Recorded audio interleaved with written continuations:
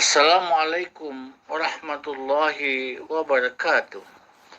Alhamdulillahil qail wa azim fil nasi bil hajj ya'tuka rijalan wa ala kulli dhamirin ya'tina min kulli fajjin amiq. Asyhadu an la ilaha illallah wa asyhadu anna Muhammadan abdu rasuluh.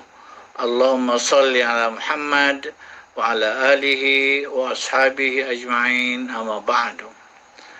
Kaum muslimin dan kaum muslimat yang dirahmati Allah, wabil khusus jamaah haji Kota Batam yang kami muliakan. Judul manasik kita pada hari ini adalah persiapan kembali ke tanah air. Para jamaah haji Kota Batam yang kami muliakan, bila pada waktu-waktu yang lalu kita telah melaksanakan dan mempelajari manasik haji, mulai dari persiapan keberangkatan sampai kepada rukun-rukun haji, tahallul, dan juga kita telah mempelajari dan melaksanakan manasik yang disebut dengan tawaf ifadah. Maka pada hari ini kita akan melaksanakan mempelajari manasik haji yang berkaitan dengan persiapan kita untuk kembali ke tanah air. Kaum muslimin dan kaum muslimat jamaah haji Kota Batam yang kami muliakan, oleh karena itu yang akan kita bahas pada hari ini adalah ketika kita sudah kembali dari Armuna, yaitu dari Arafah, Musdalifah, dan Mina, kita kembali ke Mekah. Kembali ke Mekah. Setelah kemarin kita berangkat dari Mekah menuju Armuna, maka kita sekarang kembali ke Mekah lah kembali. Dan ketika kita berada di Mekah, kita akan melaksanakan tawaf ifadah sebagai tanda-tanda bahwa ibadah haji kita sebentar lagi akan selesai. Dan ketika kita sudah melaksanakan tawaf ifadah, sebenarnya rangkaian ibadah haji kita sudah hampir-hampir selesai. Maka apa yang harus kita laksanakan? Karena berarti kita sudah harus bersiap-siap untuk kembali ke tanah air. Maka yang harus kita laksanakan sebelum tawaf wada, karena pada waktu kita akan kembali ke tanah air, kita akan melaksanakan tawaf wada, maka kita harus terlebih dahulu mengingat kembali apakah dalam perjalanan haji kita kemarin, dalam perjalanan ihram kita, apakah kita ada melanggar larangan dengan ihram? Apakah kita pernah mematahkan ranting-ranting di Arafah? Apakah kita pernah memakai wangi-wangian? Apakah kita pernah bertengkar dan lain sebagainya?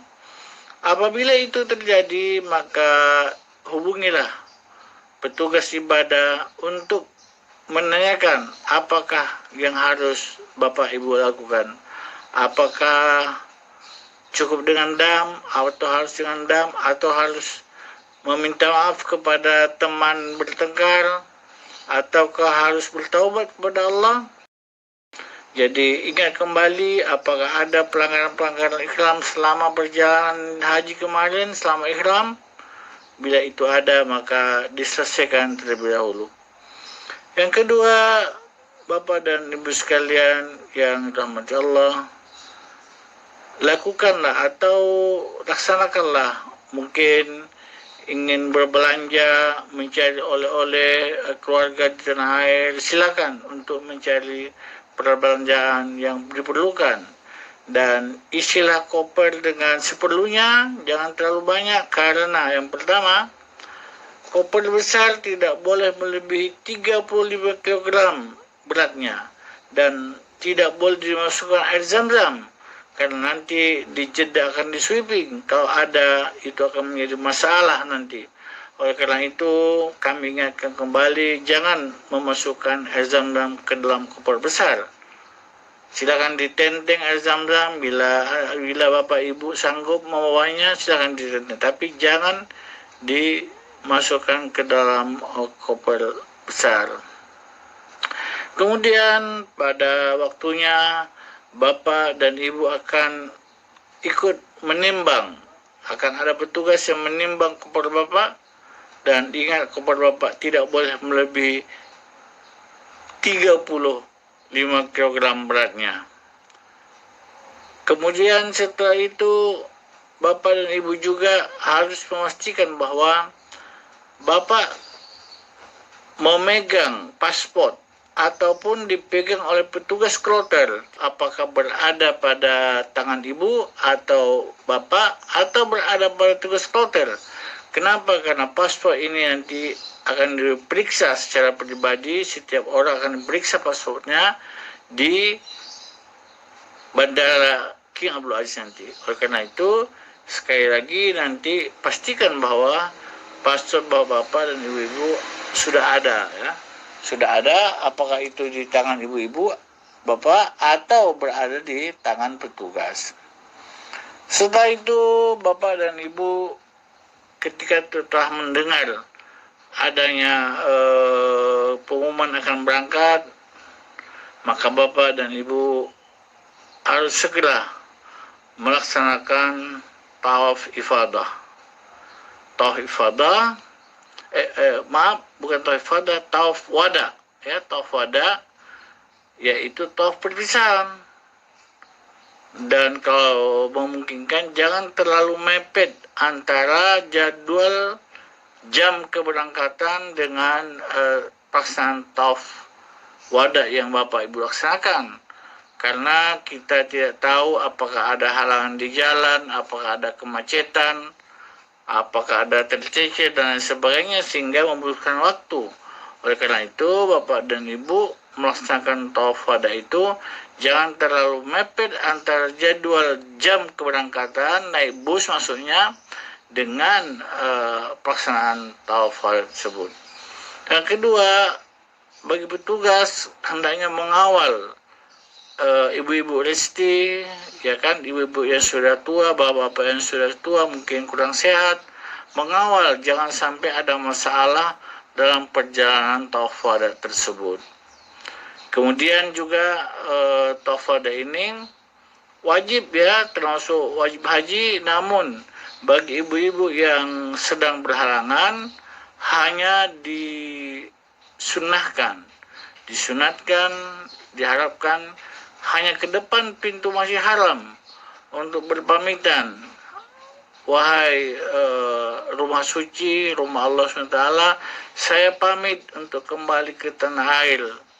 Dan ya Allah, semoga Engkau memberikan kesempatan kepadaku lagi untuk dapat menziarahi rumahmu yang suci ini.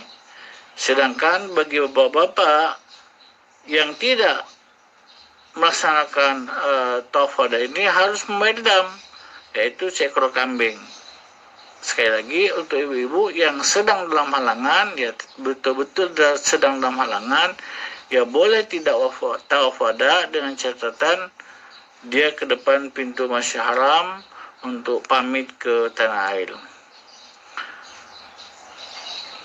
Bapak dan Ibu sekalian jamaah haji yang kami hormati, setelah melaksanakan tawaf wada, kembalilah ke hotel dan sesuai dengan sunnah, bapak dan ibu tidak boleh lagi masuk ke Masjidil Haram setelah tawaf wada.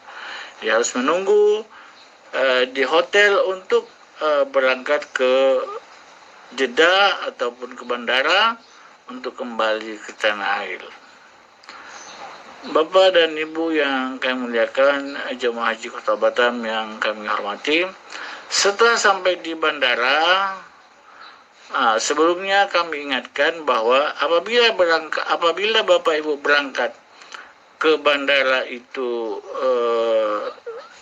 pada waktu zuhur atau masih ada waktu zuhur, kami sarankan untuk menjamak dengan asar. Jadi apabila berangkat umpamanya jam 1 atau jam 1:30, dijamak antara zuhur dan asar. Karena apa? Khawatir bapak tidak tidak dapat melaksanakan sholat asar karena sampai di bandara sudah maghrib. Bapak rasakan di mana? Kalau di jalan itu agak kesulitan.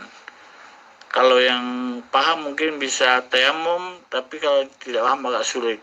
Oleh karena itu dijamak saja antara zuhur dan asar sehingga Bapak sudah enak. Sampai di bandara pada malam hari itu sudah enak, bisa sholat maghrib dan isya. Tapi sholat asar tidak bisa digabung dengan sholat maghrib. Itu yang menjadi perhatian dan juga untuk perhatian petugas. Nah, di bandara yang paling penting sebenarnya adalah Bapak duduk di ruang tunggu bersama-sama dengan jamaah, jangan sampai ada yang sendirian, nanti kecacit dan sebagainya. Dan yang paling penting di bandara adalah ketika memaksakan X-ray untuk masuk ke ruang tunggu pesawat. Apa yang menjadi penting adalah bahwa setiap orang yang memasuki atau melewati ruang X-ray harus bebas daripada logam dan besi.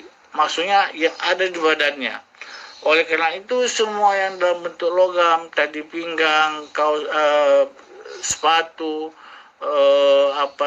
cincin, jam, harus dilepas dari badan. Kalau tidak akan berbunyi detektornya dan akan disuruh keluar lagi, akan masuk lagi. Oleh karena itu mohon perhatian untuk yang bapak-bapak, yang lansia, itu ingat tali pinggang semua bentuk logam, bahkan uang logam, bahkan kunci, anak kunci sekalipun harus bebas lepas dari logam. Kalau tidak maka detektor akan berbunyi dan bapak akan dikeluarkan kembali. Ini harus menjadi perhatian benar kepada petugas dan juga kepada seluruh jamaah yang akan masuk ke dalam ruang X-ray supaya tidak menjadi masalah, ya, akan menjadi lancar perjalanan masuk ke ruang tunggu untuk naik ke pesawat. Setelah itu saya kira hal yang penting lainnya selalu waspada dengan barang bawaan, jangan sampai ketinggalan. Kalau barang koper itu sudah aman, sudah dibawa oleh petugas, tapi yang paling penting adalah petugas barang-barang kecil lainnya yang harus kita bawa yang tidak boleh ketinggalan, dan juga paspor jangan sampai tercecer, jangan sampai hilang dan lain sebagainya. Bapak dan Ibu sekalian jamaah haji Kota Batam, selanjutnya setelah naik pesawat tentu Bapak dan Ibu akan melaksanakan perjalanan di atas pesawat 8-9 jam. Ikuti arahan petugas untuk melakukan sholat wajib, mungkin dengan di kausar, tayamum dan lain sebagainya.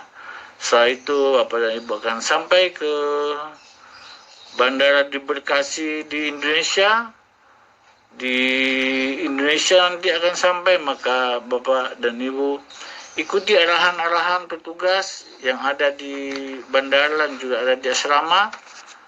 Dan ingat Bapak, bagaimanapun bahwa Bapak telah melaksanakan ibadah haji, insya Allah telah meraih ibadah haji mabrur. Bagaimanapun capeknya Bapak dan Ibu, jangan sampai mengeluarkan kata-kata kasar, jangan sampai mencemeh atau mencemooh orang lain. Ingat bahwa Bapak berangkat kemarin adalah memperjuangkan apa yang disebut dengan haji mabrur, karena haji mabrur itu laisa lahu jazaa'un illal jannah, tiada balasan haji mabrur itu kecuali surga. Tetapi Bapak kembali ke tanah air ini adalah berusaha untuk mempertahankan haji mabrur yang telah Bapak-bapak dan Ibu-ibu miliki.